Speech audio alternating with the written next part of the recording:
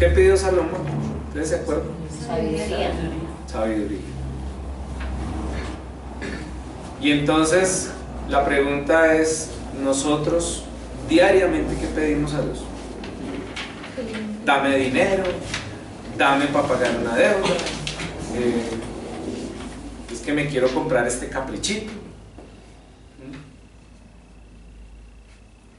Y en el ejemplo de Salomón es, pide la sabiduría, con eso tendrás el resto. Jesús lo decía de otra forma, busca primero el reino de Dios y su justicia, y todo lo demás se te dará por añadidura. Entonces,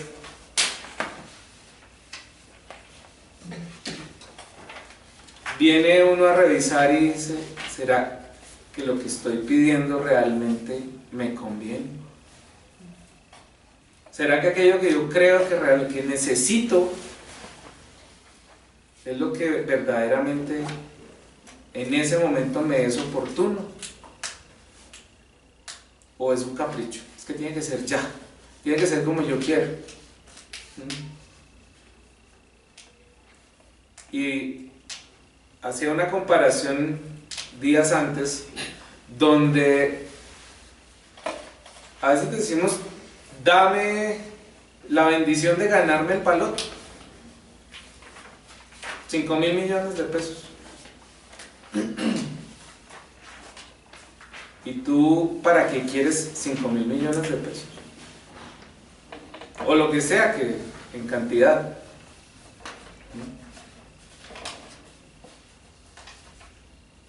Porque normalmente pedimos, pero si nosotros no tenemos una educación financiera,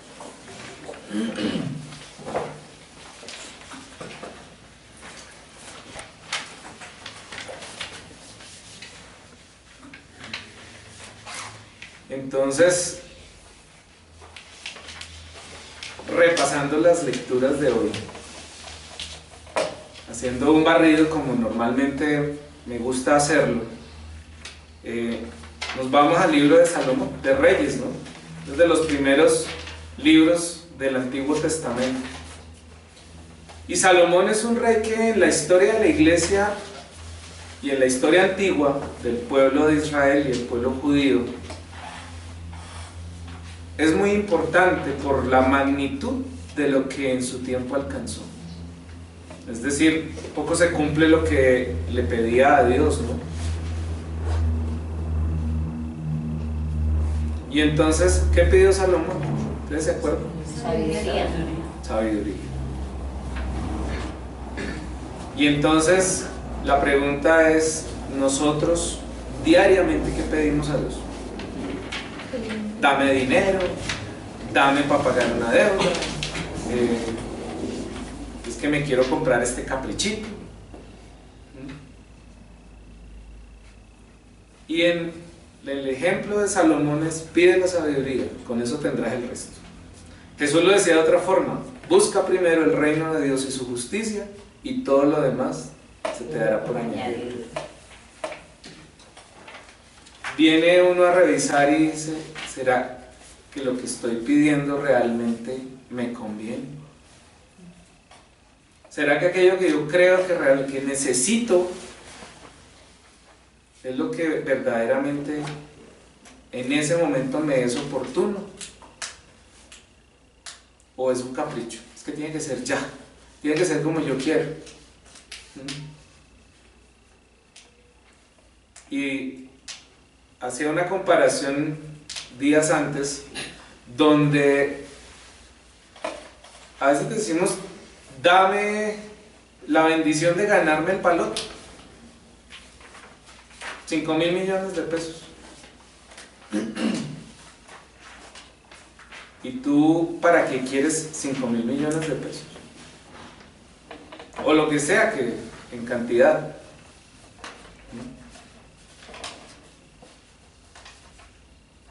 Porque normalmente pedimos, pero si nosotros no tenemos una educación financiera, pues la manera más sencilla era que las personas compraran en las mismas empresas o en los mismos almacenes de los que habían dado el dinero. Y lo mismo, servicios y seguros y cosas así. Lo paradójico es que en un lapso de 5 años, las personas que recibieron ese dinero estaban en la misma situación que cuando empezaron.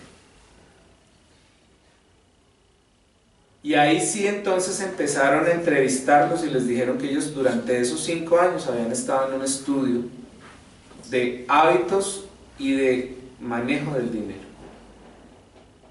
Y en las conclusiones dentro de ese estudio es que si tú no tienes una educación financiera, si tú no tienes unos objetivos claros de qué hacer con los recursos que tienes cuando los tienes, te los malgastas. No es mala intención, ¿sí? Sencillamente, sí, el dinero tiene que estar en circulación, pero nosotros cuando no sabemos manejar ese recurso, ¿qué sucede? Nos entusiasmamos. Ay, es que yo quería, y como tengo la plata, entonces ahora sí y compro. Si estadísticamente hiciéramos una dispersión de este dinero equitativamente entre todas las personas, en un lapso más o menos de 5 años, los que tenían el dinero original volverían a tenerlo. La otra conclusión es que las personas en lo que más gastaron fue en bienes que se llaman suntuarios, es decir, lujos. El mejor carro, la mejor casa en no sé dónde, se fueron a vivir pues como si fueran, salían a cine, salían a comer al mejor sitio, en bienes suntuarios. Ninguno de las 20 personas que estaban en el experimento invirtió en un curso de manejo financiero. Ninguno fue a pagar algo de educación, que ya tenían plata. Y supuestamente $1.000.000 te solucionaría la vida. Y esas son las preguntas frente a lo que nos dice Salomón hoy. Pide la sabiduría. Señor, Dios Padre, te pido la sabiduría. ¿Para qué? Para administrar el poder que recibo, para administrar mi familia, para administrar mis bienes, para administrar mi conocimiento, para administrar mis capacidades. Y eso fue lo que hizo Salomón. Y ahí está el tema. Que aparentemente el texto dice, ningún otro hombre en la historia de la humanidad va a tener eso. Mentiras. Jesús vino y dijo, pidan y se les dará lo que pidan.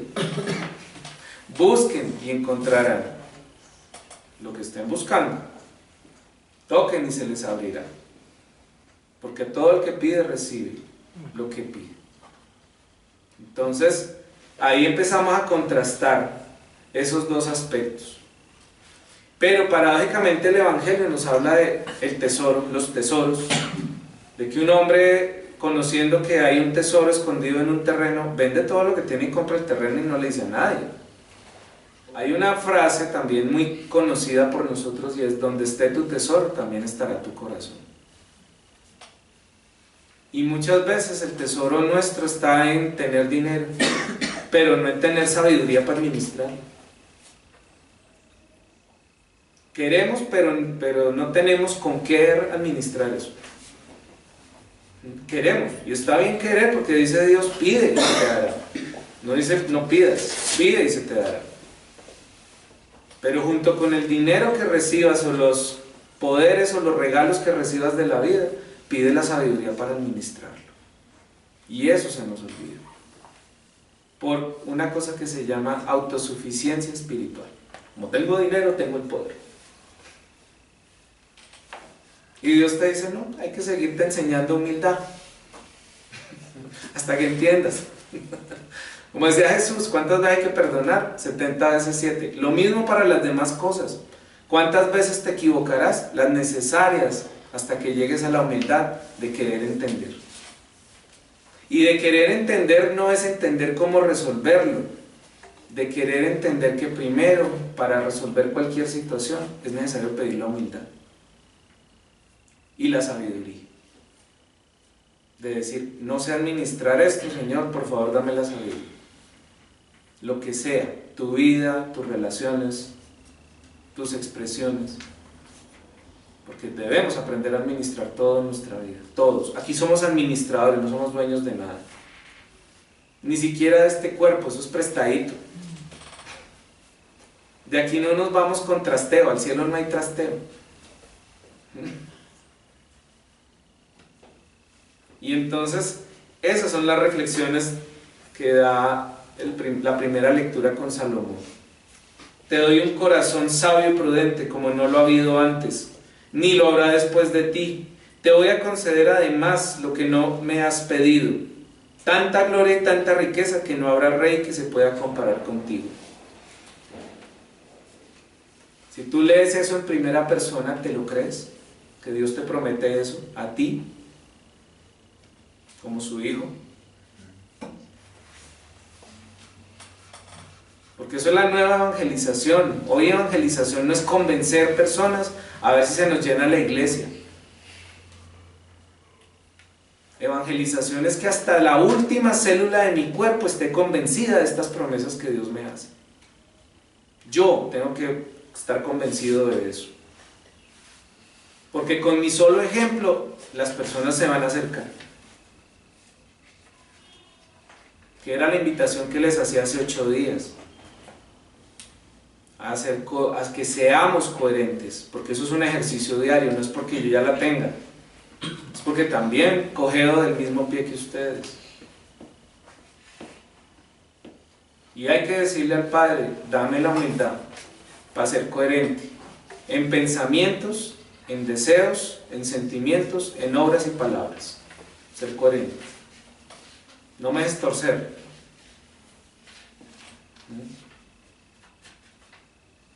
No me dejes despilfarrar los dones y los talentos que me has dado. Enséñame a administrarlos.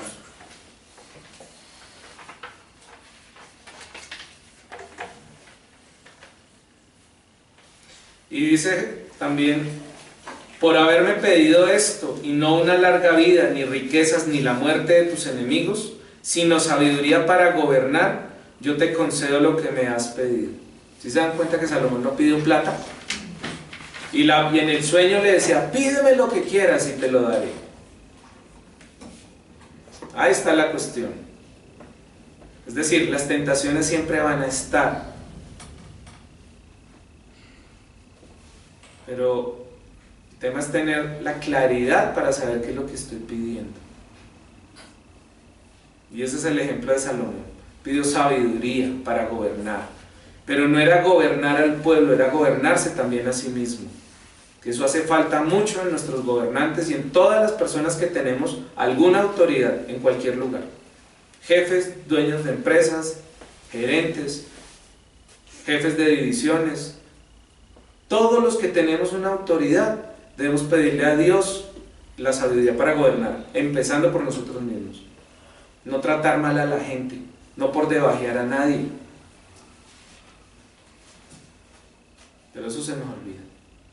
Yo soy el dueño de la empresa, de malas. La puerta está abierta, mijito. Detrás de su puesto hay tantos. Mire las hojas de vida que tengo acá encima. El sistema de esclavitud cambió. Antiguamente te daban látigo, ¿no? Pues hace un tiempo, cuando empezó la era industrial, dijeron, liberemos a la gente, pero la contratamos en nuestra empresa, que nos compren a nosotros y les pagamos el salario mínimo. El látigo de hoy en día se llama salario mínimo. Ese es el látigo de hoy en día. Y la gente se supone que debe trabajar de 8 a 5, pero no. Es de 8 a 8 o de 8 a 10. 12, 14, 16 horas. Y si no alcanzó, lleve para su casa, porque es que de todas formas toca entregar. Y a la 1 de la mañana el jefe te puede mandar un WhatsApp.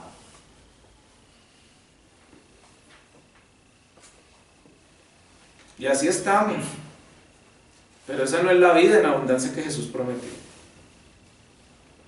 Ya están los desafíos que tenemos de aprender esto que dice esta lectura que tiene más de 5000 años.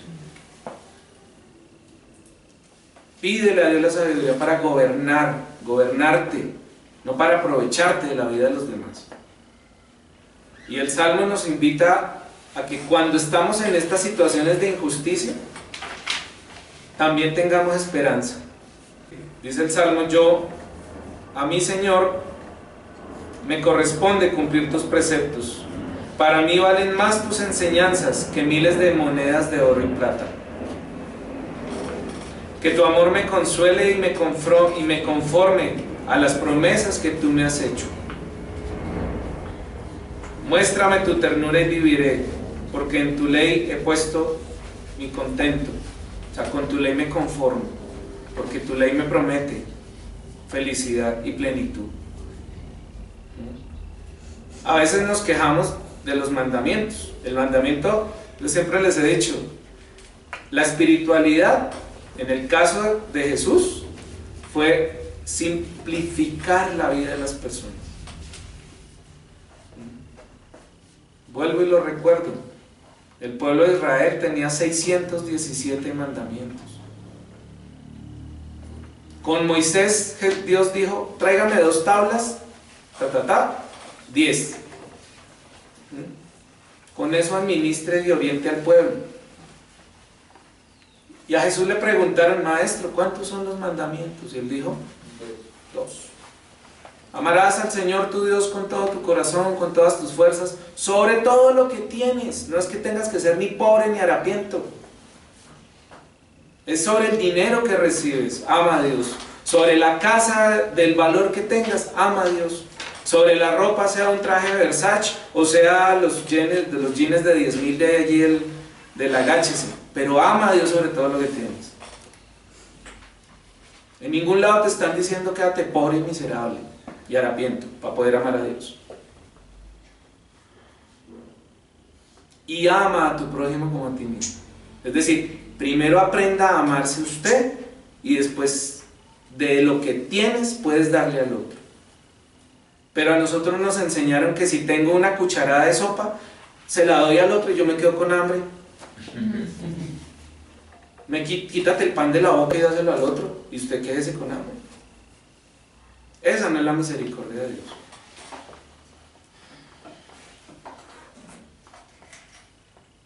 Y si yo confío en las promesas que están acá y confío que los mandamientos, cuando hablamos de mandamientos, nosotros tenemos esa palabra muy negativizada, como si fuera un castigo.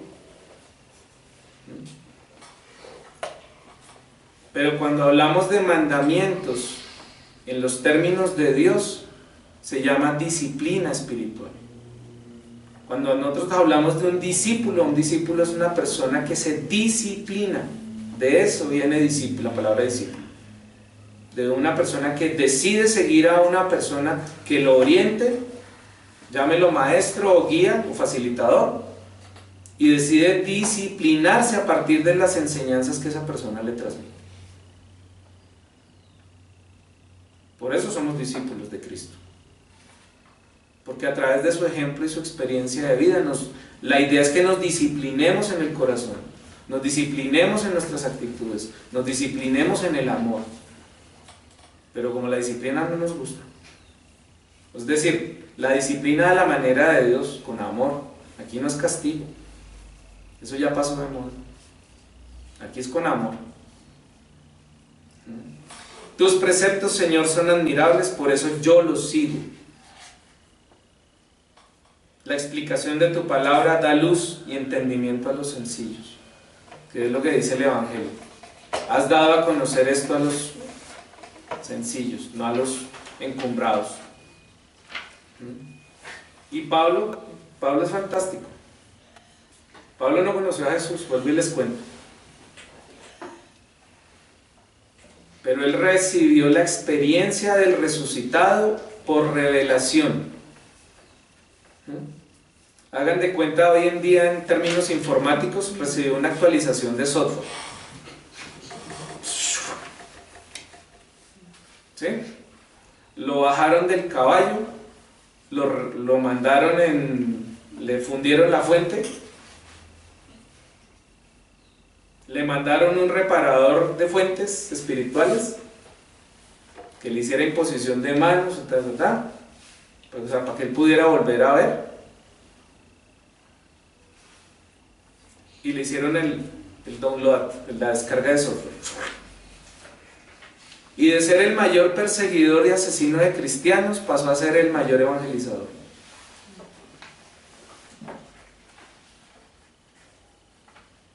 Todas esas famosas frases de donde abundó el pecado, sobreabundará la gracia, ahí está. Pero él deja eso en sus cartas, ese camino espiritual que él vivió. Y dice, ya sabemos que todo contribuye para el bien de los que aman a Dios. Fíjense la frasecita, o frasesota. Dice, todo contribuye para el bien de los que aman a Dios. Y nosotros satanizamos, somos buenos para satanizar un poco de cosas. La sexualidad, el dinero, las relaciones interpersonales.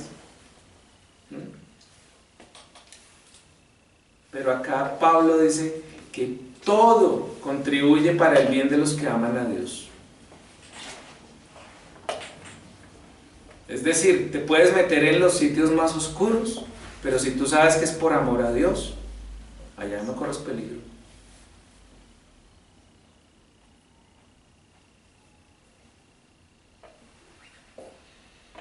¿Y estás convencido de eso? Fíjense que esto lo sacude a uno, pero esta frase que usa Pablo acá está en el Génesis, en el relato de la creación. Y vio Dios que todo lo que había creado estaba bien, todo, no excluyó nada. Pero nosotros somos buenos para decir, tú bebes licor, mejor váyase. Tú tienes un vicio, hasta luego. Es que usted es como perezoso. Es que a usted le gusta como llegar tarde a todos lados, entonces de empresa en empresa lo viven echando. Pero nadie se hace cargo de esa persona y decir, venga, yo lo ayudo a ver cuál es el problema que usted tiene con el tiempo. Yo lo acompaño en esta empresa a ver qué es ese problema que usted tiene. ¿Por qué entrega sus trabajos a tiempo? ¿O no los entrega? ¿O por qué incumple? Pero muchas personas de empresa en empresa acá ruedan como peloticas y nadie se hace cargo de decir, oiga, ¿será que tienes un problema? Porque te han echado de 5, 6, 7 puestos por la misma razón. La solución en las empresas es desechar, lo mismo que hacemos con las familias. No me sirves, a la basura espiritual.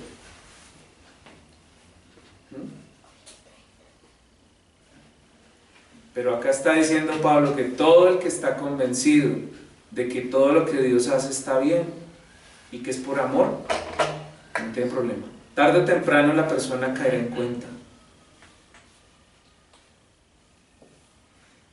Y dice que en efecto, quienes conoce de antemano los predestina para que produzcan en sí mismos la imagen de su propio Hijo. Ustedes dirán, eso suena como muy sacerdotal. ¿Sí o no? Suena muy sacerdotal. No todo tan de malas nosotros. No señor y no señora. Tanto derecho tenemos nosotros como lo tienen ustedes. Porque en el bautismo recibimos 3 unciones. ¿Sí sabían? Príncipes porque somos hijos del rey. O sea, todos somos aspirantes al trono. Profetas. Estamos llamados a denunciar las injusticias y anunciar también la buena nueva. Y comprometernos con el cambio. Eso es un profeta. Y sacerdotes, porque somos de la tradición sacerdotal de Nabucodonosor, el sacerdote antiguo, más antiguo que está registrado en la historia, dentro de las tradiciones sacerdotales. Y nosotros somos de esa tradición. Estas bendiciones son para todos. Estas promesas son para todos y todos fuimos llamados por Dios a ser pueblo elegido. Hoy en día el pueblo de Israel sigue convencido que ellos son el pueblo elegido. Hoy en día hablar del pueblo elegido de Dios es hablar de la humanidad completa. Ese es el pueblo elegido.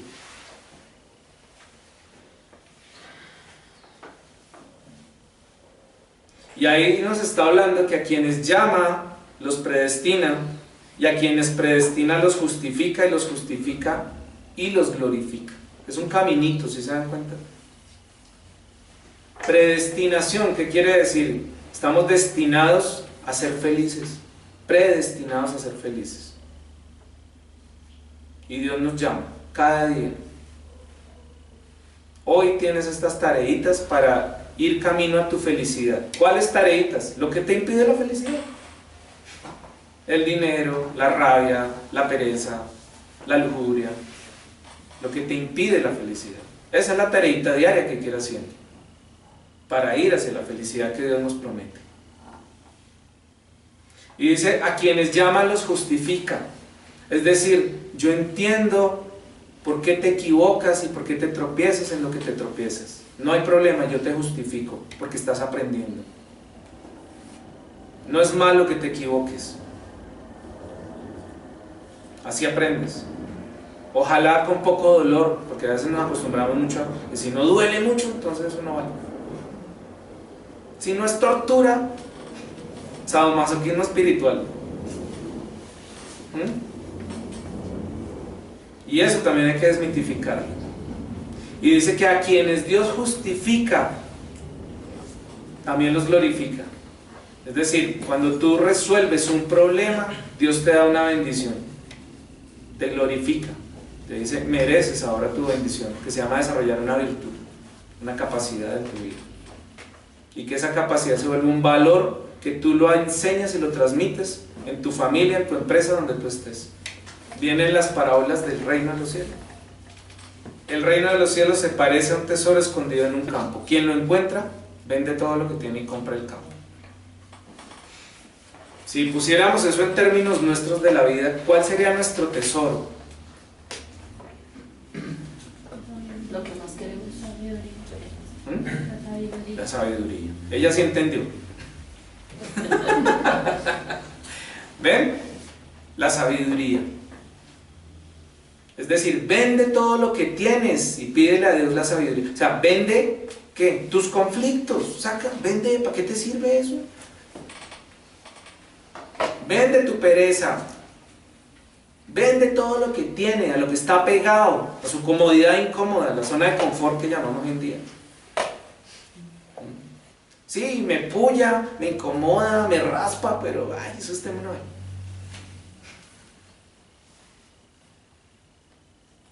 Pero aquí está diciendo, vende todo eso y compra el terreno, que ella sí entendió. El reino de los cielos se parece también a un comerciante en perlas finas que al encontrar una muy valiosa, vende cuanto lo tiene y la compra. ¿Cuál es la perla fina, corazón? Esto no es joyería espiritual, como hacen hoy en día, que cuarzos, que onix, que no sé qué, que todos son... Pues digo, sí, Dios nos da y nos regala ciertos elementos de la naturaleza que nos ayudan y nos facilitan, pero a veces nos volvemos idólatras hasta de eso. Es que si me perdió el onix y quedé expuesto a fuerzas espirituales negativas. Se me perdió el cuarzo y sin eso me va a ir mal en el trabajo. Talismanes. No es eso. Y no son las imágenes. A ti no te salva la cruz aquí de madera o de cerámica o de oro. Eso no te salva. Son foticos que tenemos para recordar a quién pedirle. Así como cargas en tu billetera la del novio, la de la novia, la de los padres, la de los abuelos. Es para recordar que no se nos debe olvidar pedir y pedirle a los que ya están allá sirviendo en la vida eterna. También el reino de los cielos se parece a la red que los pescadores echan al mar y cuando se van hacia la playa a seleccionar los pescados, pues eligen cuáles sirven y cuáles todavía les falta. Tú haces eso con tus pescados. Es decir, tú haces eso con tus experiencias de vida. Desarrollas tu criterio para elegir qué te sirve y qué no te sirve, porque es lo que está diciendo acá. Metafóricamente es lo que está diciendo. Con tus experiencias de vida seleccionas, esto ya no me sirve y no lo sigo haciendo, esto sí me sirve y quiero potencializarlo. Porque a veces somos buenos acumuladores, pero esto también tiene que ver con nuestros hábitos y nuestras costumbres. Nos volvemos acumuladores de malos hábitos muchas veces. Y vuelve y nos dice, y nos habla de la parábola de hace 8 días del trigo y la cizaña. Y de quienes siembran y de quienes recogen espiritualmente. Lo mismo sucederá al final, cuando vendrán los ángeles y separarán lo malo de lo bueno. Nosotros tomamos esto como cosas personales. Como si dijera, va a separar personas malas de personas buenas. No, señor. Van a venir a separar actitudes negativas nuestras de las actitudes positivas. O sea, los ángeles van a venir a disciplinarnos. Tenemos que dejar ciertas visiones apocalípticas, destructivas, porque Dios, yo creo que tiene cosas más importantes que acabar con todo lo que le ha llevado miles de años ir transformando en una creación perfecta.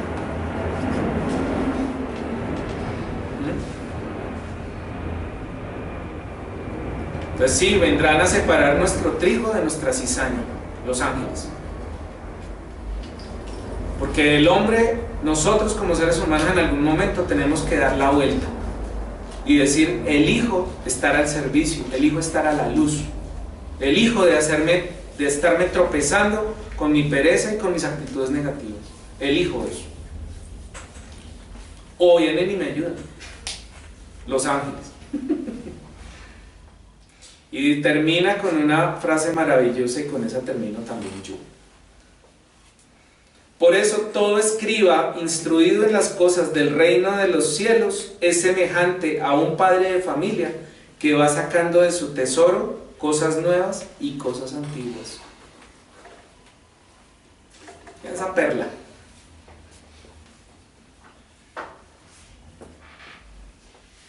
Todo escriba instruido en las cosas del reino de los cielos.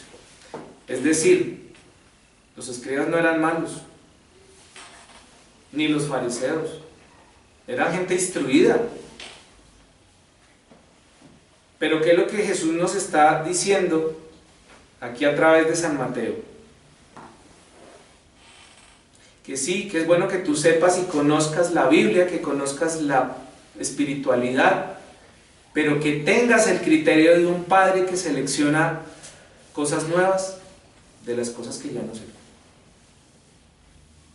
Porque si yo me quedo solamente con el conocimiento bíblico, como un texto acá de memoria, eso no sirve para nada. Mi misión es ser un transformador del conocimiento en experiencias de vida. Esa es mi misión, y la de cualquier ser humano. Transformar conocimiento en experiencia de vida. Entonces, queridos hermanos y hermanas, yo deseo que esto se cumpla en cada uno de nosotros. Y pido, como Salomón, la sabiduría para mí y para ustedes.